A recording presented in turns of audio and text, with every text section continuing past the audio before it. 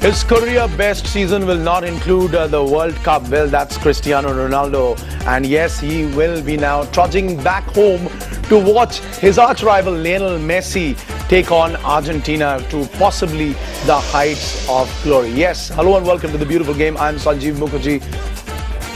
And that's the story of Portugal. They have been knocked out.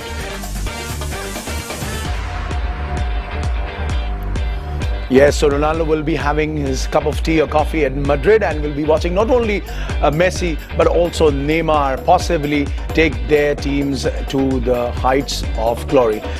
Good morning and welcome to the Beautiful Game. I'm Sanjeev Mukherjee and joining me as always Karim Ben Sharifah is here in the studios. Karim, good morning. Welcome back to the show. But before I get to Karim, let's take you through our other top stories at this moment. Germany overcome the pouring rain in Recife to beat the US, courtesy another piece of Muller magic. The plucky Americans, though, ride their luck into the round of 16. Algeria are through. They make history as they enter the knockout stages of a World Cup for the first time and will now face Germany, the same team that denied them from doing so 32 years ago. Belgium maintain their all-win record but present an insipid display even as Asia's campaign ends with a whimper as South Korea crash out.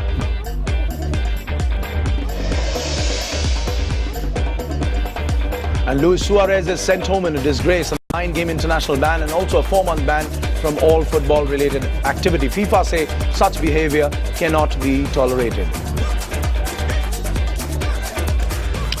Well, first up, our top story at this moment, Portugal finally getting their first win of the World Cup 2014. A bit too late on the day, one might say, beating Ghana 2-1 in Brasilia, but it wasn't enough as they failed to make the cut for the knockouts. Now, both sides needed at least a win to stay in the hunt, although Ghana with the better goal difference were likelier to have actually made it into the round of 16. Portugal took the lead at the half-hour mark through an own goal from Ghanaian defender John Boy.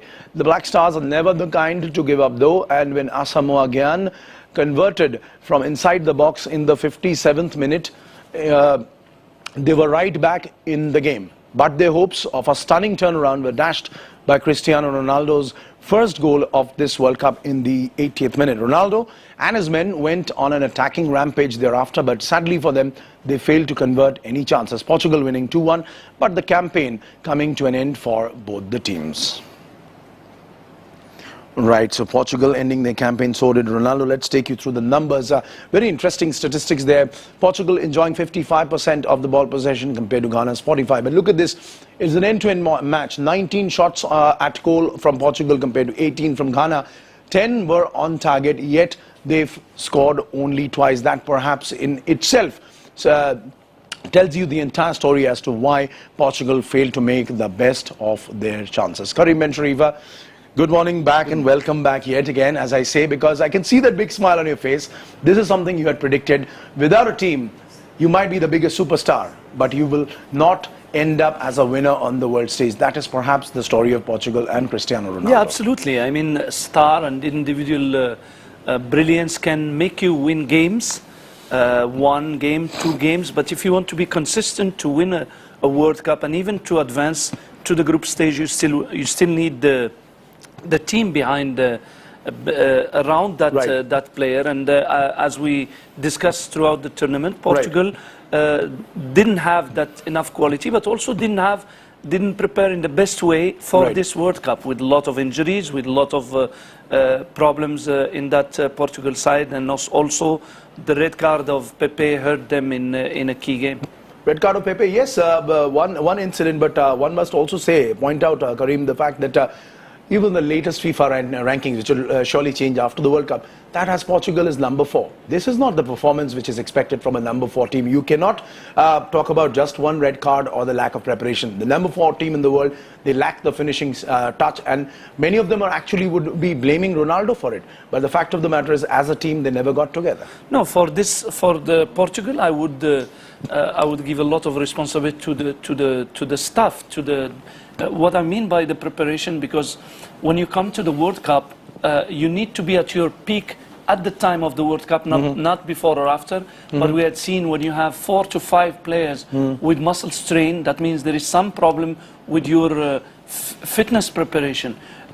Tactically also, all the teams that played against Portugal exploit that space behind Ronaldo. So playing that 4-3-3 with Ronaldo on the left side, expose their left back very much. In fact, 2 injured players was there, and they end up playing with a midfielder on that position.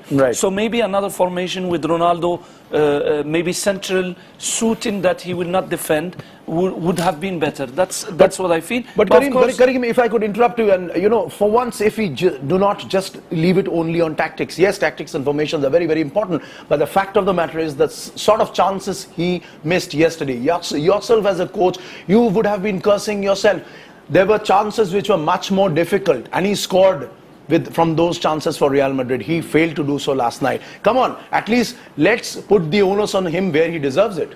No, I would say, as much as we say that they lack the team and an individual cannot win a World Cup alone, we can also say that, yes, yesterday there was 2 or 3 clear misses. But of course, you need other players to take responsibility. Of course, he's again, he also, I don't think he was in the best condition as well. But other players have always to take responsibility. There is 11 players on the pitch. But Karim, again, the critics will say you are the best player of the world this year. You've had your career best season, and that will not include the World Cup. Why? Because last night, forget the Germany-US game, you had 8 shots on goal, 6 were on target, yet you were able to score only once. Yeah. What is your answer to that? Well, it's again, I keep standing by my opinion that as an individual cannot make you win a World Cup, cannot make you. It's about football is about the team, and the whole team should take the full responsibility of. Unless of course you are Diego Maradona, you can surely win a World Cup single-handedly. Messi is doing it pretty well enough, and so is Neymar. We'll have to see how far they go. But hang on, Karim, hang on to your thoughts, because there's lots more to talk about this now. Now, Germany beating the USA 1-0 at Recife to top Group G with 7 points. But results in the other game meant both teams qualified from the group. Now, draw was enough for both teams to go through, but in the pouring rain in Recife, both USA and Germany went for it. The Germans attacked in usual style with plenty of build-up play and the sudden burst where the final ball remained elusive. The Americans relied on the counter, but they did not make the most of their chances that fell their way. The deadlock was finally broken in the second half. Thomas Müller lashing home after a meek clearance from Tim Howard. A fantastic goal there. The Germans looked the only team, in fact, capable of scoring from then on with their dangerous breaks, but it actually ended up 1-0 for Germany. All right, so Germany going through, USA going through, and of course 2 German coaches, Jürgen Klinsmann and Joachim Löw, would be very, very happy men. Germany, a very composed and tactical performance. Yes, it was belting, the rain was belting down. Very difficult, it seemed, for the Americans to take on the relentless onslaught from the Germans. But the Germans kept their cool.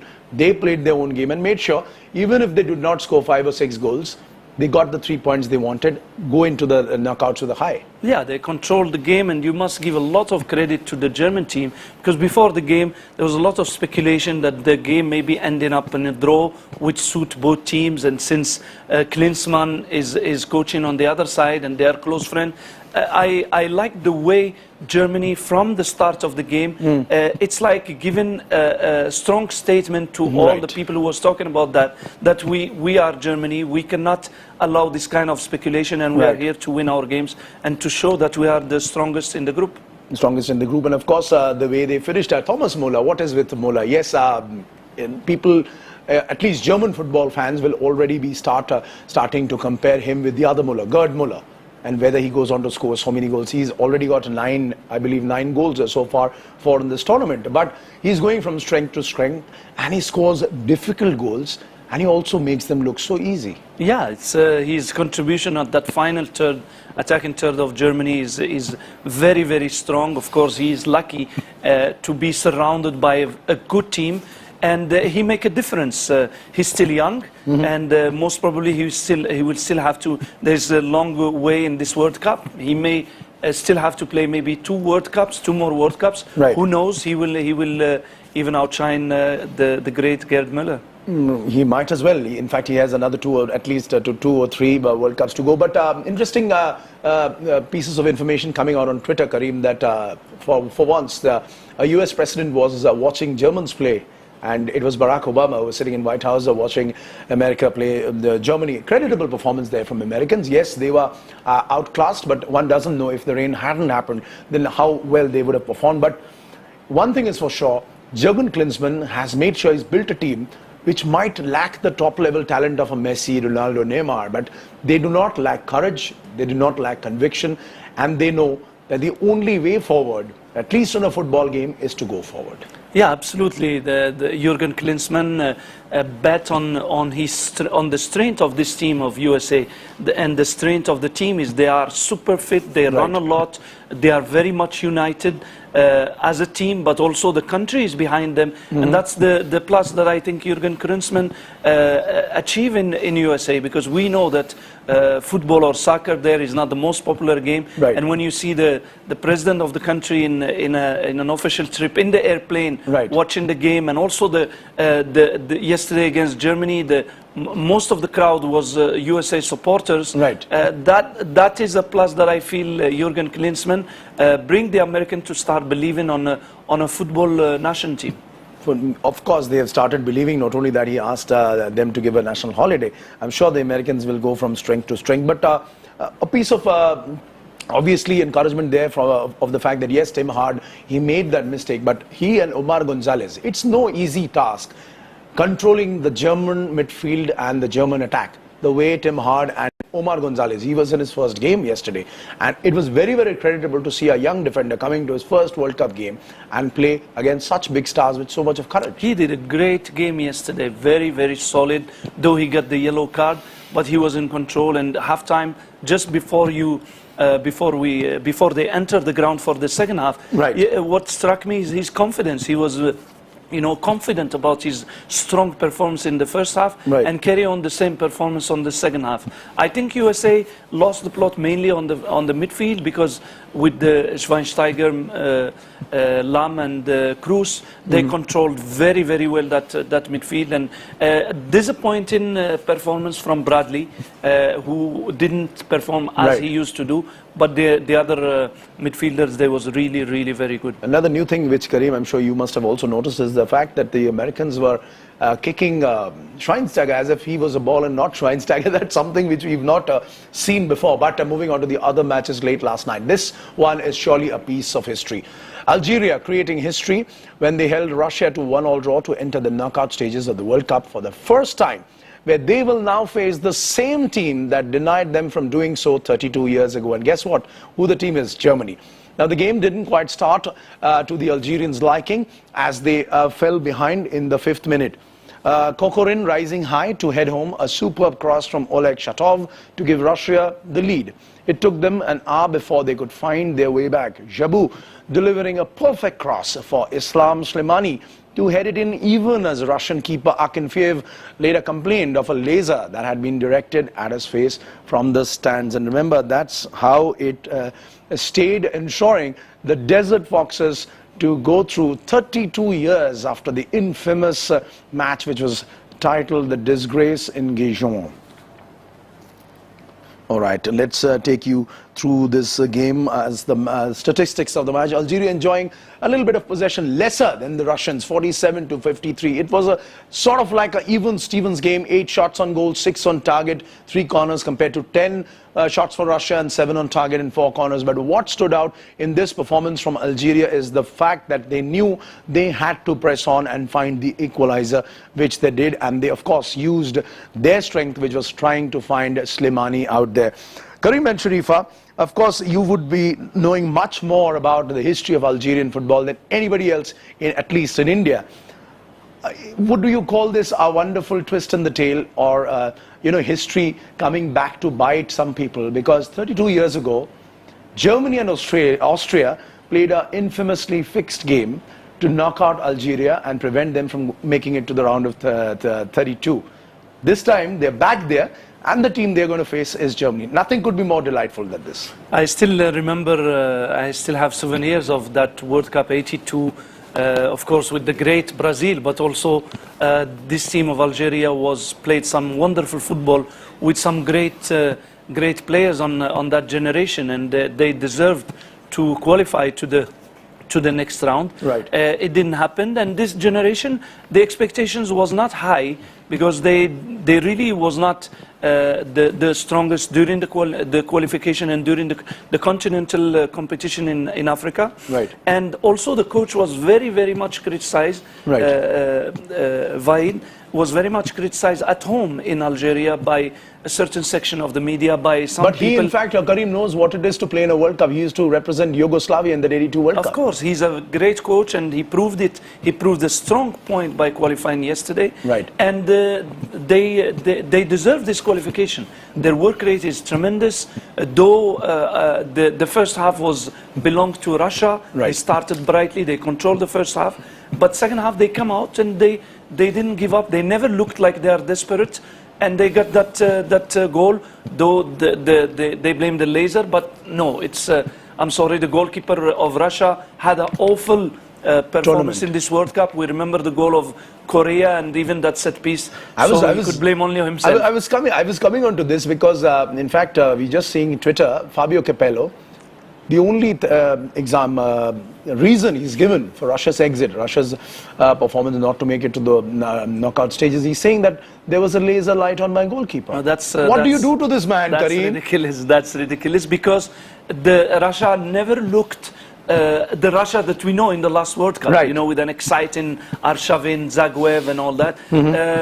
It seems that he's building for the future, and if you are building for the future, I think he should give a better reasons and better statements, right, rather than blaming a laser from maybe... In fact, Capello said that the Russian players should move out of Russia and go and play abroad in the foreign leagues.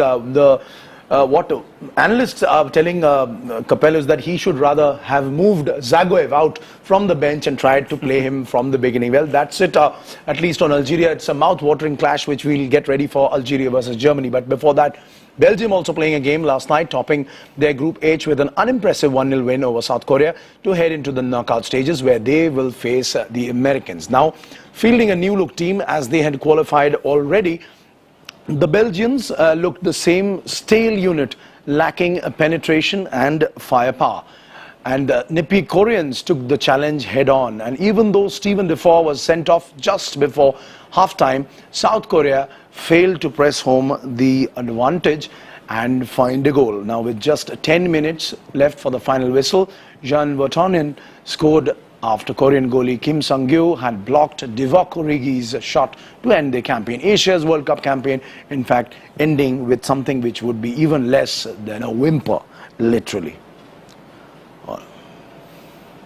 All right, let's take you through this game also. South Korea, look at this, 51% possession to 49% possession. Karim has a favorite line for this, possession without penetration. And you are absolutely right, Karim. 18 shots the Koreans have taken, 12 on targets, 6 corner kicks, yet they failed to get a single game. Well, that seems to be the story of many particular teams in this World Cup tournament. A final look at the standings of this group. There we go. Belgium maintaining their all-win record. Yes, they haven't been as impressive. We have maintained that they are the dark horses. One hopes that their performance becomes better from here on.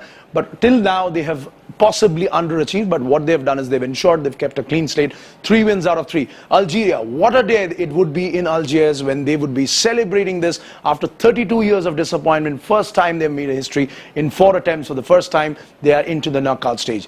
Russia, well, they should appoint Capello their spokesperson because he's already blaming the laser light on the goalkeeper. And Korea, what a climb down there. This is a story which we will come to possibly sometime later in our continuing coverage as to what a climb down it has been for Asian teams. They've simply failed to make it count and look the part on this international stage. All right, it's time now to take you through the round of 16 matches build-ups, and this is an interesting one. Let us go through. Let us take you through the round of 16 games. Now, the graphic does not seem to be in place as of now, but obviously the interesting matchups which we will be talking about obviously the interesting matches which we will be talking about will be after the break. And the first game which we are going to talk about is Brazil versus Chile. So stay up for that.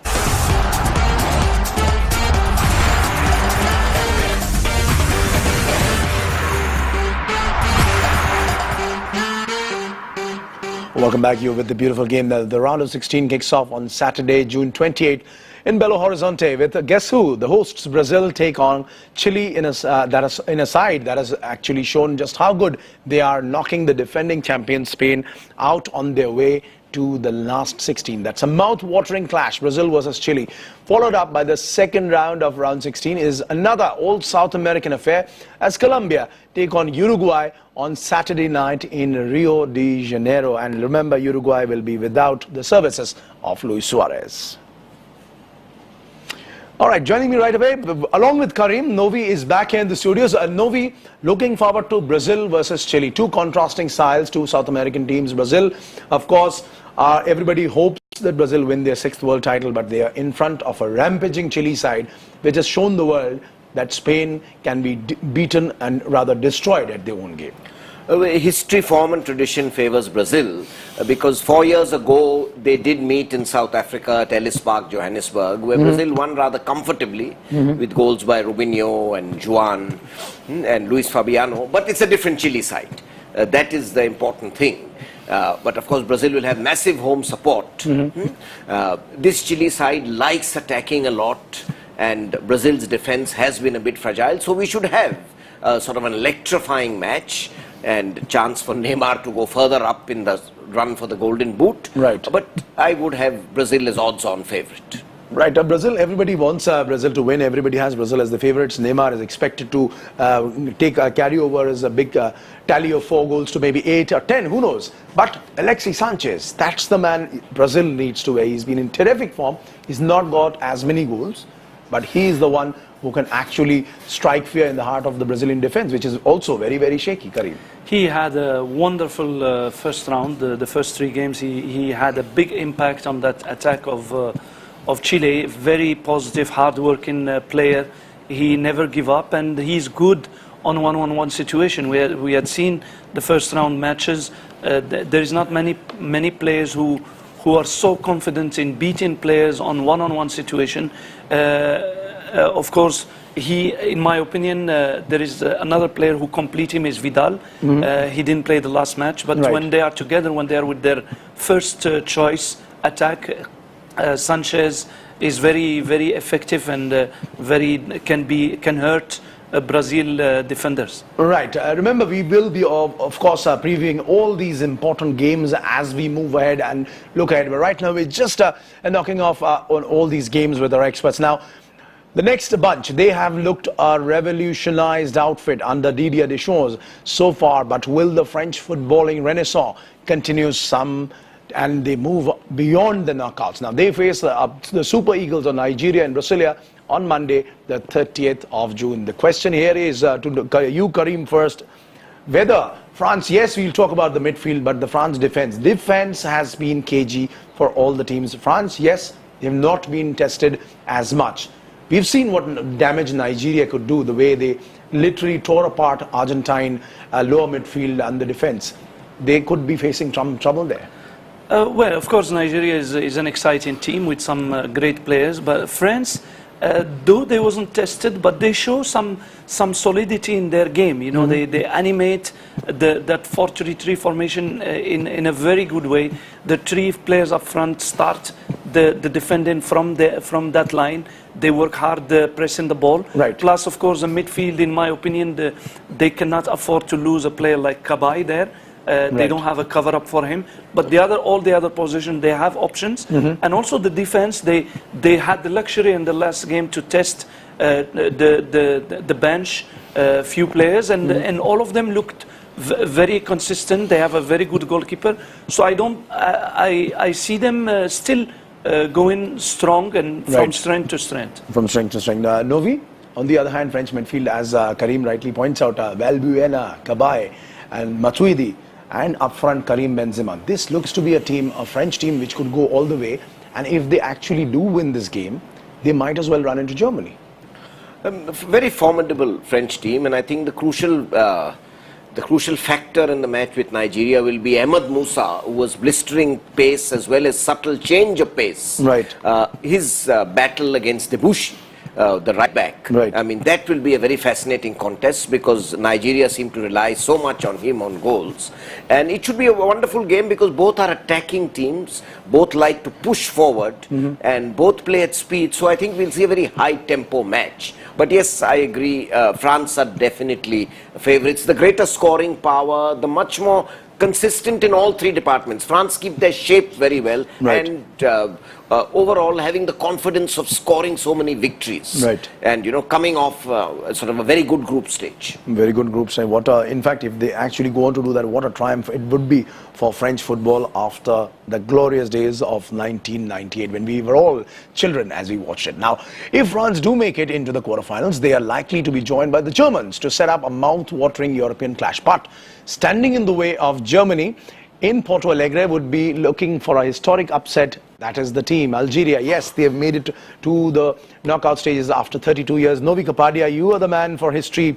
If you could quickly tell us that, you know what, this is a fantastic, it's a rather wonderful twist of fate. That 32 years ago, the same team, Germany, along with Austria, fixed a game preventing Algeria to go through. This time, they have not only the chance to take revenge, but they also have the chance to make a huge impact on the World Cup because they are one of the two teams from Africa to have qualified for the knockouts. That's Algeria very creditably, I mean, on the brink against Russia after they conceded that early goal. But yes, 1982, Germany also seemed to underestimate Algeria. At that stage, Algeria was relatively unknown. It was a very fine team, Lakhdar Belloumi and other players, star players of that generation. But as Joop Derwal, the coach, felt that the German players didn't even bother to look at the video analysts. They felt they would steamroll Algeria. They won't make that mistake this time. They will have studied Algeria very carefully. There'll be full respect. The African football has grown. So again, the Germany probably has more quality and depth in the squad and should prevail. Yes, and as on paper, Karim, you would surely agree with the fact that Germany possibly has more class and caliber and pedigree in their team, and the way they have worked through their group, it wasn't easy really. That was yet another group of death, as we saw Portugal was sent home packing by the combination of USA, Ghana and Germany. The Germans will be ready, knowing what they have on hand. Yeah, absolutely. Now the advantage is because everybody know Germany, know the big teams because they watch, they have access to their videos and all that. But there is a known team, and I think Algeria was one of them. But now Germany will have the advantage that they have seen what is Algeria in 3 games, and they will prepare accordingly to that. I think it's a big task for Algeria because Germany showed that they are a formidable side with strength all over the 3 compartments of the game. Strong midfield, good strikers, and also great defense with a good goalkeeper. And of course, one of the finer coaches in the World Cup, Joachim Low. I'm sure Karim will agree on that. And now, the next set of games, more interest and more from the other side of the draw. Netherlands were rampant right from the word go in this group stage, and many would believe that in Mexico they perhaps have an easy route into the last 8. But a certain Guillermo Ochoa might prove to be the difference when the sides collide on Sunday in Fortaleza. That's the Dutch. Next up, coming a tie that no one would have called before the World Cup. Guess what? Costa Rica, the shock yet deserved winners of the group of death, going one up against Euro 2004 champions Greece, and not really the sort of game anybody would have called for. But Karim, if I could start you with this one. Yes, Mexico have been a fantastic side. They've performed very, very well. One of the few South American teams we've not really talked about as much. But they're up against the Dutch, who seem to be peaking just at the right time. And the highlight of this Dutch team, they're not yet fighting within the team. Yeah, it's a very good Dutch team. There was what impressed me with the Dutch team is their defensive organization. You know, it's very difficult to break them. Everybody worked well. Van Gaal succeed to make a very compact block. When they lose the ball, everybody have a defensive duty. But to be honest with you, used to a Dutch team which attack with flair, with a lot of options. I was a little bit disappointed with the way they go forward. If you had seen the goals that they scored is mainly on a counter attack, and even the last goals was in the last 10 minutes Right. of the game from one of them from set pieces. Novi? The Dutch Masters look to be going all the way because, as people are saying, yes, they take on Mexico. It could be an easy game for them. And after that, they take on the winners of Costa Rica versus Greece. So it could be actually a free ride for the Dutch to the semi-finals. On paper, yes, but Mexico especially, very spirited, a very well-organized team, attack very well on the counter-attack, Oribe Peralta and even Layun moving up from the left, and have an outstanding goalkeeper.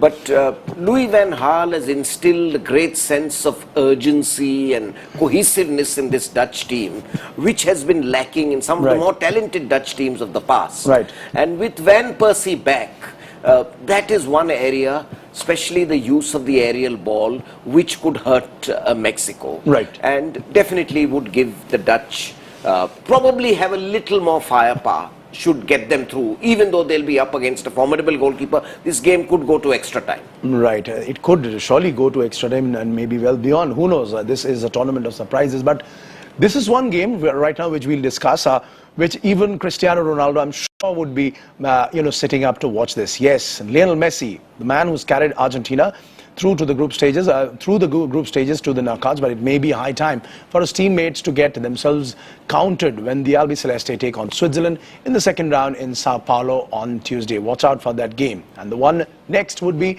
ending the round of 16 at the World Cup 2014. That will be a clash of the underdogs, as many say.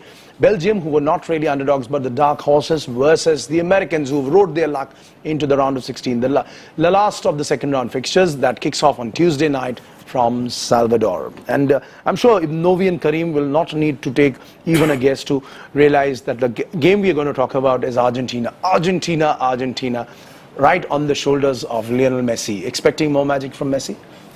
Certainly, I mean, Argentina are gradually peaking. And even if they're going to miss Sergio Aguero, they've got Lavezzi coming back into form. And the defense has to shape up, because we see Switzerland, especially Shaqiri, can take shots on the turn, can get into scoring positions. So this is a Swiss team which will also attack. So again, a match between two attacking teams, and I think that will favor Argentina. They're at last facing a team which is not parking the bus, which is not playing ultra defensive, and will allow the Argentinian players also time and space. But of course, Ottmar Hitzfeld is a very wily, canny coach. He can set up a new look Switzerland. So again, a very mouth-watering clash, but Argentina clear favourites. Argentina clear favourites, but the Swiss will not be like Swiss cake. They will not provide any delight, Karim, because we've seen, other than the one game in which they really didn't perform well, that was of course against the imperious French midfield and attack. The Swiss do have a lot of surprises that they are still holding on to. We've seen the way Shaqiri played. There are a lot of other very talented individuals who are bonding well as a team, and that's something which might put Argentina in a little bit of trouble. Add to that the coach Hitzfeld, who used these talents in the wisest and the best way possible. Last game he found out the strength of Shaqiri playing on that just behind the striker, and unfortunately for Argentina, that's where is the weakness of Argentina as well, because Switzerland, they have a very good side backs who overlap a lot. But their strength is also that Shaqiri with the combination with the striker. And that's where there is the weakness of Argentina, because their two centre-backs are the question mark. Though Rojo and Zabaleta on the flanks, they are doing a great job. They're doing absolutely a great job. But what remains to be seen, Karim and Novi, is that whether Hitzfeld will actually turn out to be the perfect alchemist for the Swiss team, because he is facing the man who wants a World Cup desperately, Leo Messi. Well, it's time for a short break here on the Beautiful Game. When we come back, the other game, the other man, in fact, who's been sent packing home in disgrace, the sordid affair of Luis Suarez.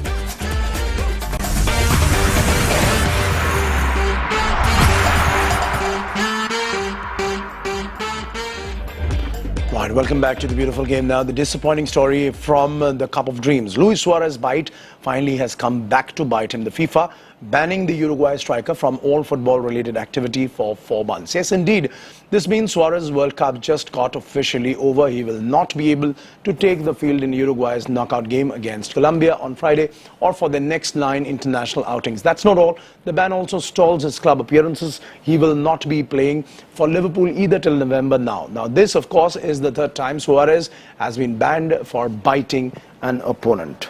Although the last we've heard from the Uruguayan Football Association is that they are planning to contest this ban. Karim and Sharifa, this is possibly, a lot of people have seen it coming. But yes, people are saying that this ban is too harsh on Suarez. But you cannot be third time lucky. Yeah, the problem with Suarez is that it was repeated offense. This is the third time, and that's why I think FIFA want to give a strong stand on this, and the ban is quite strong, you know, on the player.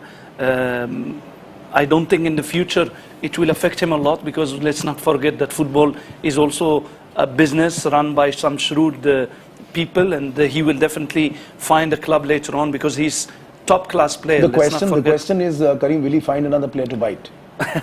Well, but you know, this is very good for FIFA to give strong statement like that.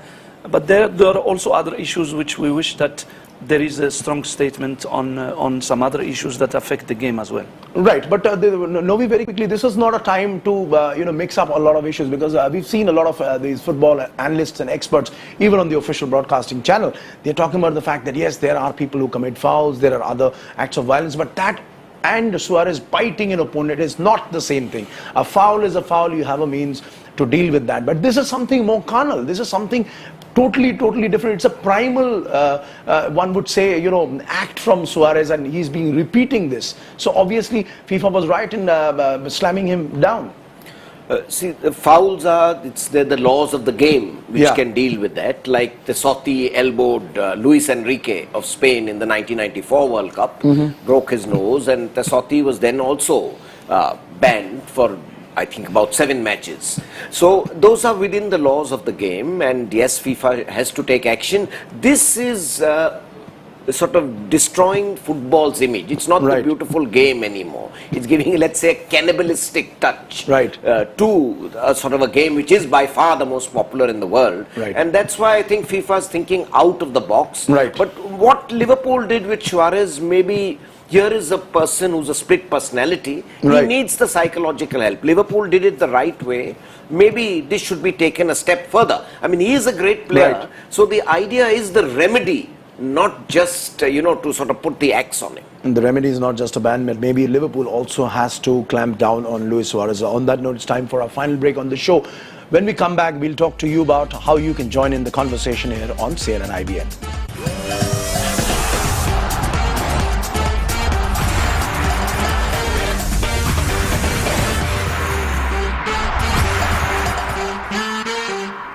Welcome back to the beautiful game. Suarez is out, so is Cristiano Ronaldo, although for entirely different reasons. Let's see how the conversation on Twitter is coming to the beautiful game. Akash Taker 001 says, Thomas Muller has scored 9 World Cup goals. You just need 6 more to tie up with the original Ronaldo, not Cristiano. Good one there from Akash. The next up, Akshay Kanitkar. Akshay saying, Ronaldo is acting like his daughter is getting married. Well, he certainly said we deserve a lot more and we are proud of ourselves. I'm not sure of that. Aditya saying, Asamoah Gyan has made history. The day Suarez's World Cup got over, Gyan is the highest scoring African ever at World Cup. Yes, he's eclipsed Roger Miller, but what's the connection, Aditya?